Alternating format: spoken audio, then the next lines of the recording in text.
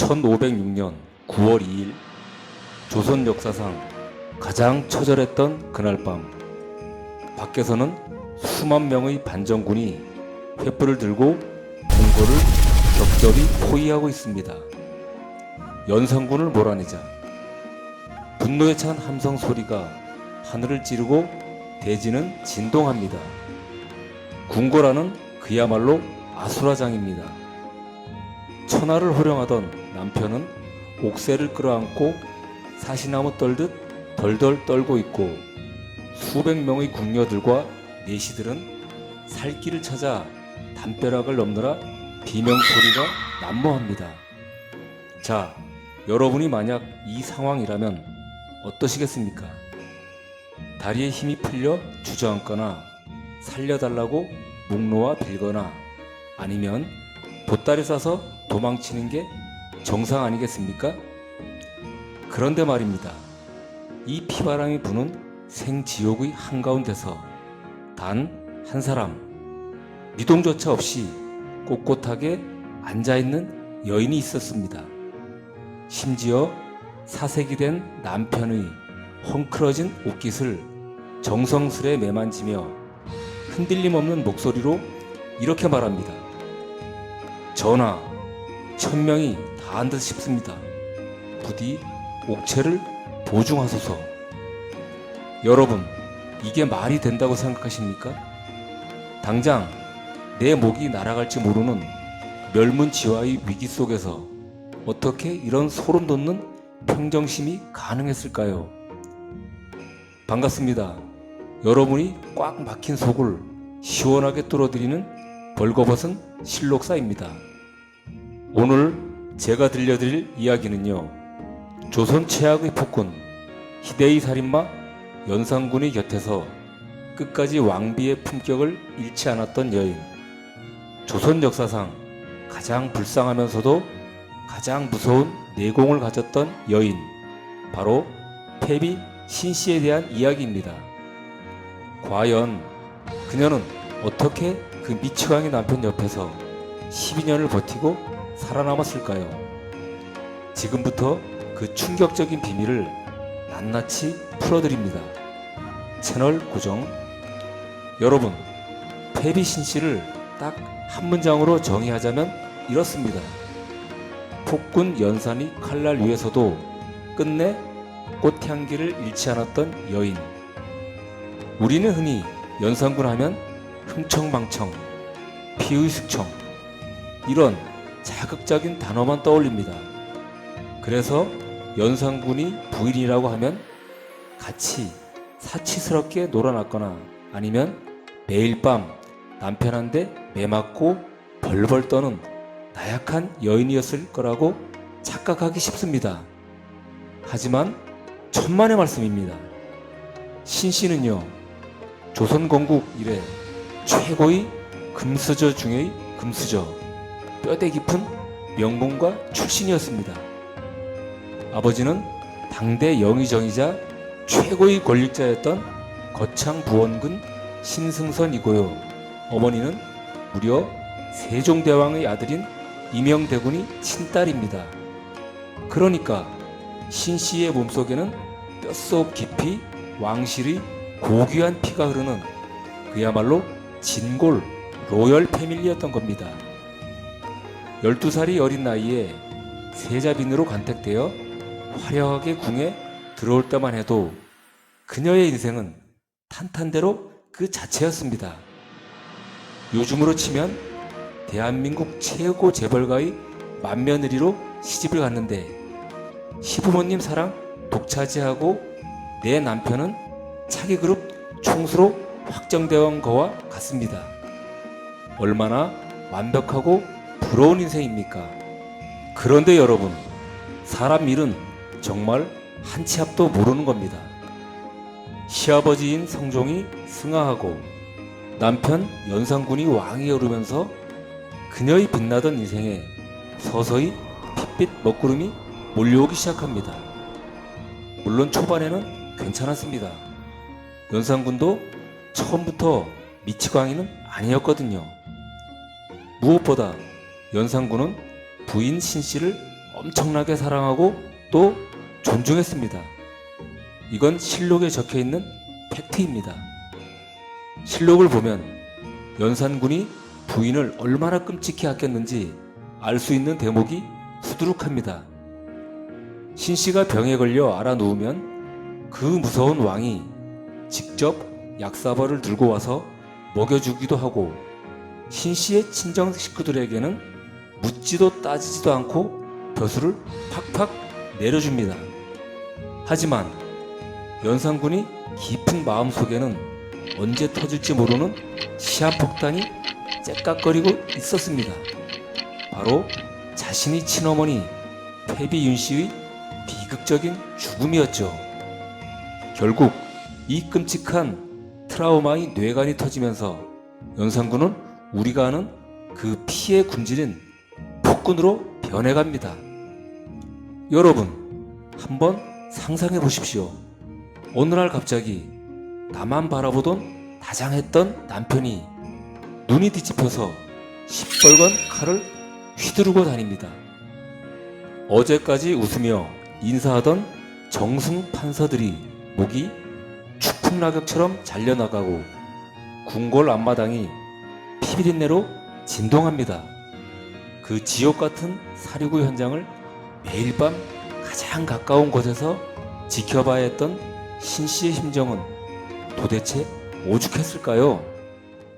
우리 시청자 여러분들 중에도 젊은 시절 남편이 엇나감이나 거듭된 사업 실패 혹은 숨막히는 시집살이로 가슴에 시퍼런 피멍 한 번쯤 들어보신 분들 계실 겁니다. 자식들 앞길 막을까봐 어떻게든 이 가정을 지켜보려고 밤마다 소리 죽여 이 악물고 참아냈던 그 눈물의 세월들 말입니다. 신씨도 똑같았습니다. 아니, 그녀는 하루하루가 생사를 오가는 지옥이었습니다.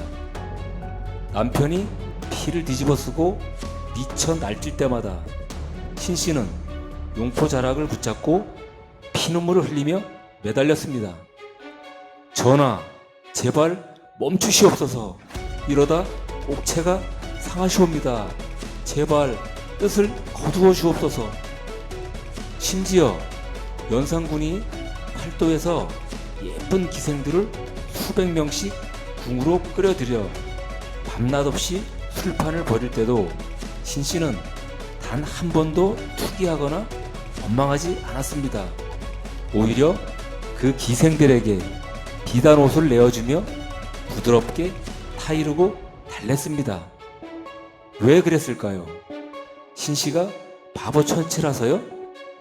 절대 아닙니다. 내 남편의 그 무서운 광기가, 그 피 묻은 칼날이 혹시라도 내 어린 자식들에게, 내 친정 식구들에게 향할까봐 어미로서 그리고 아내로서 온몸이 갈기갈기 찢어지는 고통을 참아내며 그 끔찍한 피바람을 혼자서 막아내고 있었던 겁니다. 하지만 여러분, 인간의 인내에도 한계가 있고 하늘이 분노에도 끝이 있는 법 아니겠습니까? 연산군의 광기는 결국 인간으로서는 절대 넘어서는 안 될 선을 와장창 넘고 맙니다. 하늘도 노하고 땅도 통곡할 조선 역사상 최악의 폐륜 참극 갑자사화가 터진 겁니다. 여러분, 여기서부터가 진짜 기가 막힙니다. 숨 꽉 참으십시오. 이 비극의 원인이 바로 효심에서 출발했다는 겁니다. 자신이 친어머니 패비윤씨가 사약을 받고 억울하게 죽었다는 사실을 뒤늦게 알게 된 연산군. 그의 눈에 피 맺힌 슬픔은 이내 시뻘건 살기로 변해버립니다. 내 어머니를 죽인 자들 단 한 놈도 살려두지 않겠다. 여러분, 이건 드라마가 아닙니다. 야사도 아닙니다. 실록에 한치의 거짓 없이 기록된 끔찍한 팩트입니다. 연산군은 당장 친어머니의 죽음에 일조했던 아버지 성종의 두 후궁 엄귀인과 정귀인을 대궐마당으로 끌어냅니다. 그리고는 몽둥이로 그 귀한 여인들을 직접 패 죽입니다. 심지어 그 자식들을 불러다 자기 어머니를 때리게 하는 악마도 울고 갈 폐륜을 저지릅니다. 여기서 끝이 아닙니다. 피를 뒤집어 쓴 연산군은 칼을 뽑아 들고 곧장 할머니, 즉 인수대비 처소로 쳐들어갑니다. 할바마바, 왜 내 어머니를 죽이셨소?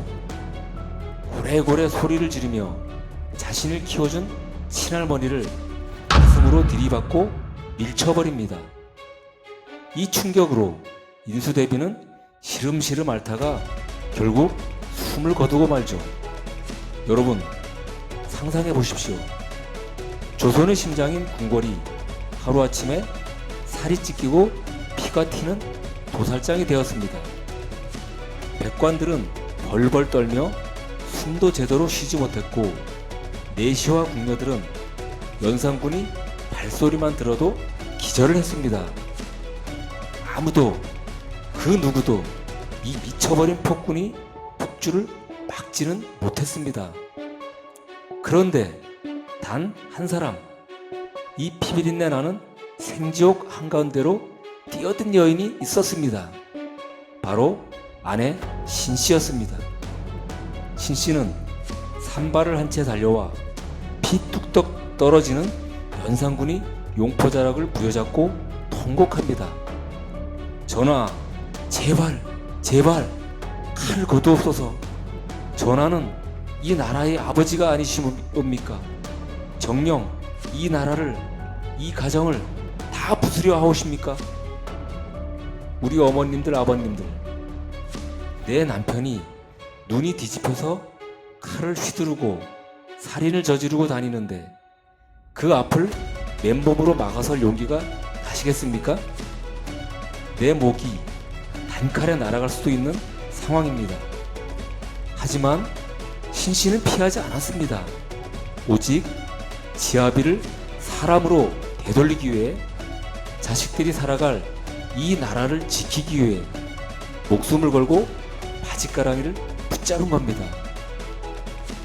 그런데 놀랍게도 눈에 뵈는 게 없던 희대의 살인마 연산군조차 아내 신씨가 눈물로 막아서면 잠시나마 이성을 찾고 칼을 멈췄다고 합니다. 실록에도 왕이 노하여 사람을 죽이려 할 때 신씨가 울며 간절히 말리면 왕이 뜻을 꺾는 일이 많았다 라고 명확히 적혀 있습니다. 연산군에게 신씨는 짐승으로 변해가는 자신을 붙잡아주는 마지막 인간의 끈이었던 겁니다. 하지만 신씨의 피나는 노력에도 불구하고 이미 기울어진 천명은 되돌릴 수 없었습니다. 결국 인내심이 바닥난 신하들이 칼을 뽑아듭니다. 조선 역사상 최초의 성공한 반정, 즉 중종 반정이 터진 겁니다. 1506년 9월 2일 밤 궁궐 밖은 반정군의 횃불로 대낮처럼 밝았고 분노한 군사들이 함성이 궁궐 담정을 넘어왔습니다.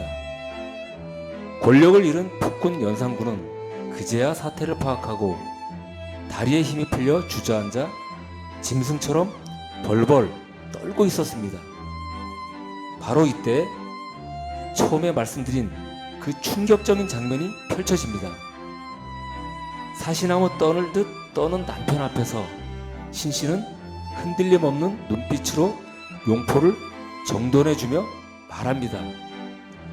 전하, 천명이 다한 듯 싶습니다. 부디 옥체를 보증하소서. 원망도 분노도 살려달라는 애원도 없었습니다. 그는 이미 운명을 직감하고 조선의 국모로서, 그리고 한 남자의 아내로서 마지막까지 완벽한 품위를 지켜낸 겁니다. 반정은 성공했고 연산군은 쫓겨나 강화도 교동도로 유배를 갑니다. 자, 그럼 홀로 남겨진 신씨의 운명은 어떻게 되었을까요? 여러분, 여기서부터는 정말 눈물 없이 들을 수가 없습니다.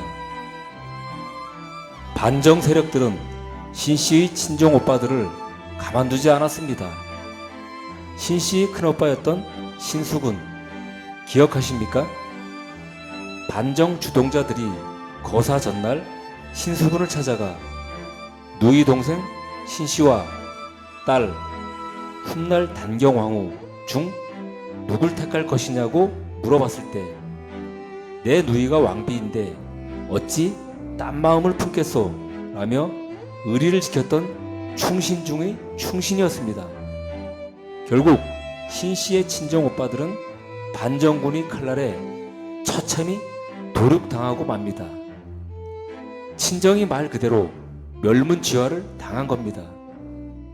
그게 끝이 아닙니다. 반정군들은 화근을 살려둬서는 안 된다며 신씨가 배아파 낳은 어린 4명의 아들들에게 모두 사약을 내립니다. 여러분, 상상이나 가십니까? 어제까지 한 나라의 국모였던 내가 하루아침에 패비가 되어 길거리로 쫓겨났습니다. 나를 목숨처럼 아끼던 친정오빠들은 모조리 살해당했습니다.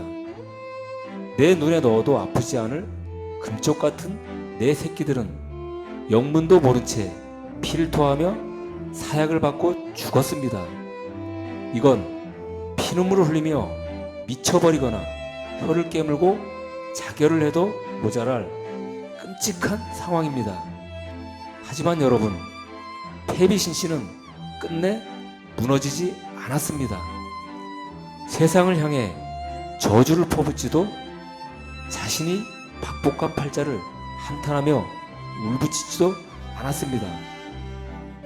쫓겨난 사가에 머물며 그저 묵묵히 아주 고요하고 기품 있게 자신이 십자가를 짊어지고 남은 생을 버텨냅니다. 그녀의 이 소름 돋는 평정심 앞에서는 피 묻은 칼을 휘두르던 반정 공신들도 그리고 새로 왕이 된 중종조차도 감히 함부로 대하지 못했습니다. 그리고 2달 뒤 유배지에서 죽음을 맞이한 남편 연산군, 평생 피바람을 일으켰던 그 미치광이 폭군이 숨을 거두기 직전 남긴 마지막 유언이 뭔지 아십니까? 아내 신씨가 보고 싶다. 여러분, 이것이 바로 신씨의 소리 없는 복수이자 위대한 승리입니다. 세상을 피로 물들인 폭군을 유일하게 길들인 사람, 친정을 도륙한 반정 세력들조차 끝내 고개를 숙이게 만든 그 범접할 수 없는 아우라. 칼을 휘두르는 자가 강한 게 아닙니다. 어떤 끔찍한 지옥불 속에서도 나 자신의 인간성과 품격을 잃지 않는 자, 그 자가 바로 최후의 승자인 겁니다. 이게 바로 조선 여인의 진짜 뼈대 깊은 저력 아니겠습니까? 여러분, 오늘 조선 최대의 폭군 연산군의 아내 패비 신씨의 이야기를 어떻게 보셨습니까? 저는 신씨의 그 모진 삶을 들여다보면서 화면 너머에 계신 우리 시청자 여러분들이 굳은 살 박힌 2손이 떠올랐습니다.